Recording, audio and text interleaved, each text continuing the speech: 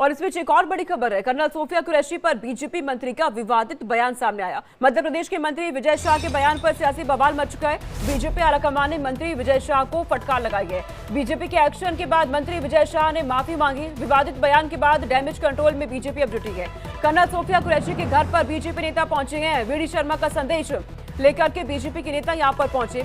MP के छतरपुर में परिजनों से मुलाकात की। कर्नल सोफिया कुरैशी को बताया देश की बेटी। मऊ में जनजातीय कार्य मंत्री विजय शाह द्वारा कर्नल सोफिया कुरैशी को लेकर दिए गए बयान पर भाजपा संगठन ने सख्त नाराजगी जताई है। पार्टी आलाकमान ने तत्काल उन्हें भोपाल स्थित प्रदेश मुख्यालय तलब किया। संगठन मंत्री महामंत्री हितानंद शर्मा और बाद में प्रदेश अध्यक्ष वीडी शर्मा से मुलाकात कर शाह ने सफाई दी और खेद भी जताया है। मीडिया से बातचीत में विजय शाह ने कहा कि उनका इरादा किसी का अपमान करने का नहीं था और यदि उनके बयान से किसी को ठेस पहुंची है तो वे कई बार माफी को तैयार है मांगने के लिए।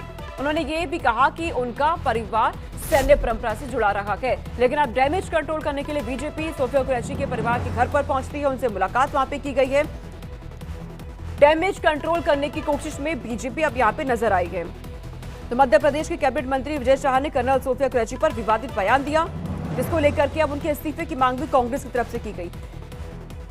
माफी की मांग लगातार उठी है। बीजेपी ने मामले को शांत करने के लिए कुछ नेताओं को अब उनके घर पर भेजा। सोफिया कुरैशी के परिजनों से मुलाकात करने के लिए भारतीय जनता पार्टी के मध्य प्रदेश अध्यक्ष वीडी शर्मा का संदेश लेकर बीजेपी के कई नेता कर्नल सोफिया कुरैशी के घर पर पहुंचे।